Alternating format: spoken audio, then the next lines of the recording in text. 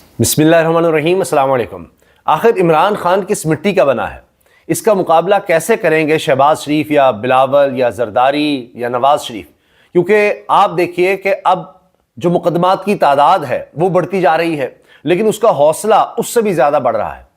ہوا اب یہ ہے کہ ایک طرف عدالتیں بلاتی ہیں کہ جی عدالت میں پیش ہو، وارنٹ گرفتاری ہیں۔ عدالت میں جب لوگ آتے ہیں تو ان کو پولیس کے حوالے کر دیا جاتا ہے تاکہ ان کی گرفتاری ڈال دی جائے۔ پوری طرح سے سہولت کاری چل رہی ہے، مگر عمران خان کا حوصلہ نہیں ٹوٹ رہا۔ 76 مقدمات، آج رپورٹ پیش کی گئی ہے۔ رپورٹ عمران خان کی بہن عدالت گئیں اور انہوں نے کہا کہ پتہ تو چلے کتنے کیسز ہیں۔ صرف اسلام آباد میں 76 مقدمات عمران خان کے خلاف ہیں۔ 76۔ باقی صوبوں میں، باقی ملک میں تو آپ سوچئے کہ کیا حال ہے۔ تو ایک ریکارڈ بن گیا ہے۔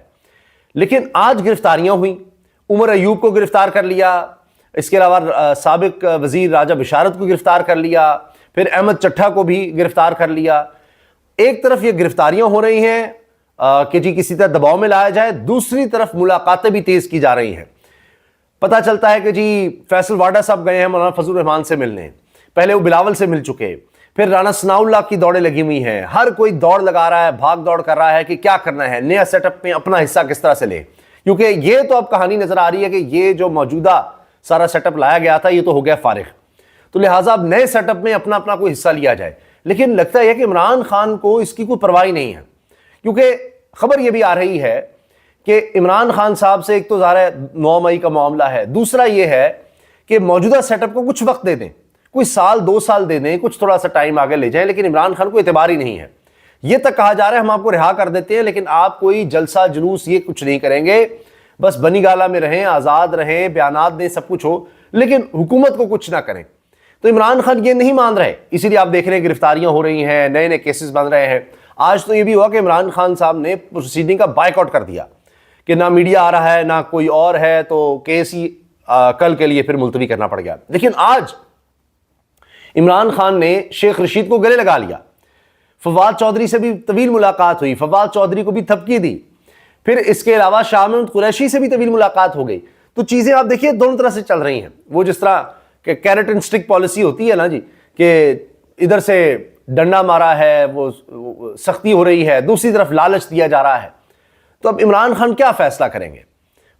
کیونکہ سختی کر کے دیکھ لیا، ابھی جو کچھ ڈی چوک پہ ہوا اب اس سے زیادہ کیا ہوگا تو وہ بتا دیا ہے۔ لیکن عمران خان یقیناً افسردہ ہیں، دکھی ہیں، جو کچھ ان کے ورکرز کے ساتھ ہوا، جو شہادتیں ہوئیں، جو لوگ زخمی ہوئے۔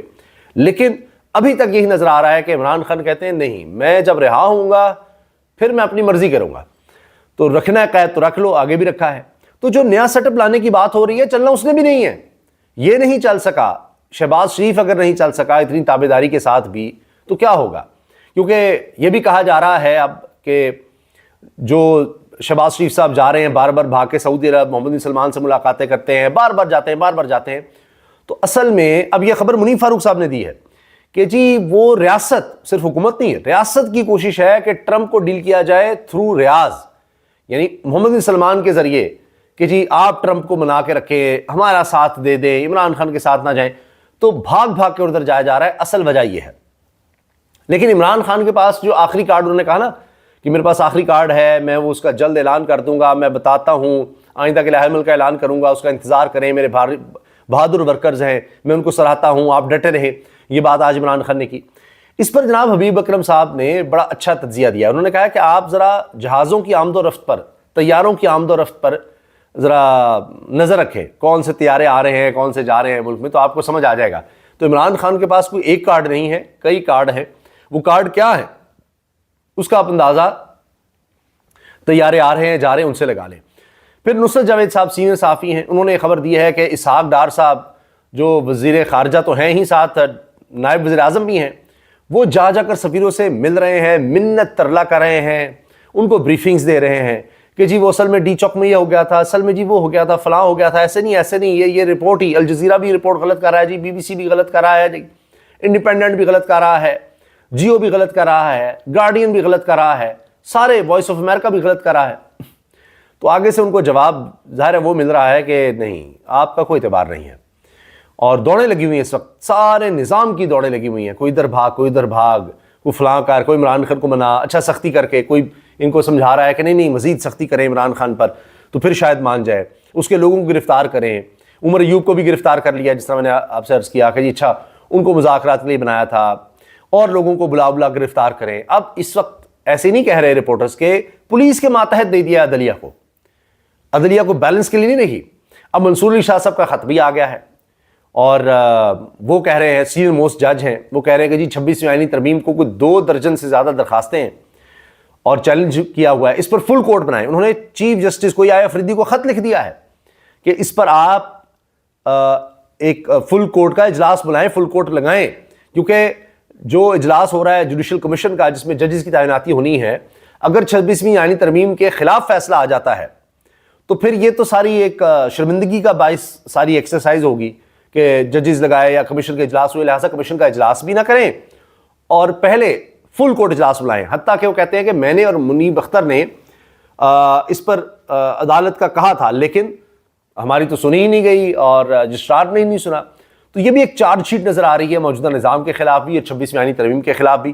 تو یہ جو سمجھتے تھے 26ویں آئینی ترمیم کر کے ہم کوئی فرعون پلس ہو جائیں گے، ہم شہنشاہ معظم ہو جائیں گے، ہر چیز ہمارے کنٹرول میں ہوگی، صبح شام ہمارے ہاتھ میں ہوگی، ہمارے کہنے پر لوگوں کی زندگیاں ہوں گی، جس کو چاہیں گے مار دیں گے، جس کو چاہیں گے زندہ رکھیں گے.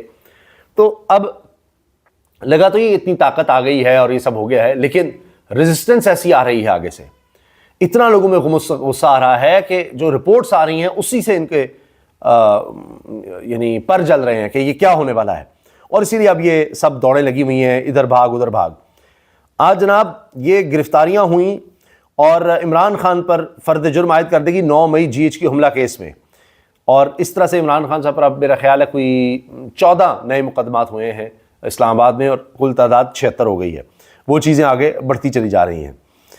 اور یہ ضرور ہے کہ ان گرفتاریوں سے عمران خان صاحب ٹوٹ نہیں رہے، نہ ہی پریشرائز ہو رہے ہیں، کیونکہ آج وہ اتنے حشاش بشاش تھے کہ فواد چودھری کو ایک تو انہوں نے کہا کہ جی اثاثہ قرار دے دیا، فواد چودھری کو بھی ذرا ایکٹیو کر دیا، وہ اور زیادہ آپ کو ایکٹیو نظر آئیں گے.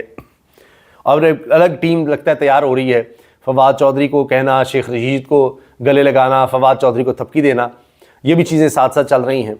اور فواد چودھری نے آ کے کہا جی عمران خان جس طرح پہلے حشاش بشاش تھے بالکل اس طرح سے ہیں، ان کا حوصلہ اورگازم وہ دیکھ کر وہ بھی فواد چودھری بھی حیران ہو رہے ہیں.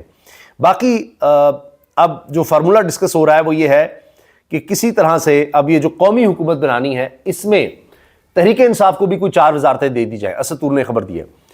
اب عمران خان اس پر راضی ہوتے یا نہیں ہوتے، یہ ابھی تک مسئلہ ہے، ورنہ تو قومی حکومت کا پہلے بھی خواب تھا. اب ان کو ذرا ٹھنڈا کرنے کے لیے ہے کہ اچھا شہباز کو مائنس کر دیتے ہیں، نون لیگ مائنس ہو جائے گی. نون لیگ کہتی ہے ہم یہاں سے مائنس ہو جائیں، پنجاب میں ہمیں مریم رہنے دیں، بس وہاں رہنے دیں. لیکن یہاں جو سیٹ اپ آئے گا نیشنل گورنمنٹ کا، جس میں کہا جا رہا ہے کہ بلاول کو بھی دیکھا جا سکتا ہے، لیکن کچھ ایسا آ جائے جس طرح کے کوئی شوکت عزیز تھے، کوئی جس طرح کا وزیر خزانہ ہے اورنگزیب صاحب، یا جس طرح کے محسن نقوی ہیں، کچھ اس طرح کا بندہ آ جائے وزیر اعظم، یہ بھی سوچا جا رہا ہے.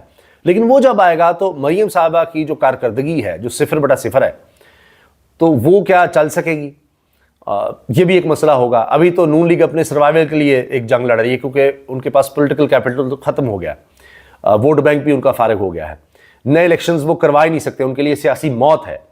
وہ اب اسٹیبلشمنٹ کی چھتری کے بغیر سانس بھی نہیں لے سکتے. پہلے تو وینٹیلیٹر کا مسئلہ تھا نا، اب تو سانسیں بھی بند ہو جائیں گی.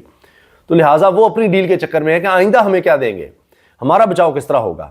عمران خان کو باہر نہ نکالیے، عمران خان باہر آ گیا تو پھر کسی کو نہیں چھوڑے گا. وہ صرف اسی پر زور دے رہے ہیں کہ عمران خان کو رہا نہ کریں. لیکن مسئلہ یہ ہے کہ عمران خان کو اندر رکھ کے بھی دیکھ لیا ہے جیل میں، معاملات دن بدن اور زیادہ خراب ہوئے ہیں اور زیادہ خراب ہونے ہیں، اس کی پاپولیرٹی اور زیادہ بڑھنی ہے. رہا کرتے ہیں تو وہ مان نہیں رہا، اور رہا ہوگا تو وہ خود ہی 26ویں آئینی ترمیم بھی واپس کرا دے گا، وہ الیکشنز بھی کروا دے گا، وہ اس سیٹ اپ کو بھی فارغ کرا دے گا. تو یہاں پر اب مسئلہ پھنسا ہوا ہے. تو لہٰذا ایک اور عمران خان صاحب کو آپشن یہ دی جا رہی ہے کہ جی آپ یہ جو نیشنل گورنمنٹ بنانے لگے ہیں مائنس نون لیگ کر کے، یعنی نون لیگ بھی شاید اس میں کچھ حصہ ہو جائے، لیکن ان کے پاس اختیار نہیں ہوگا.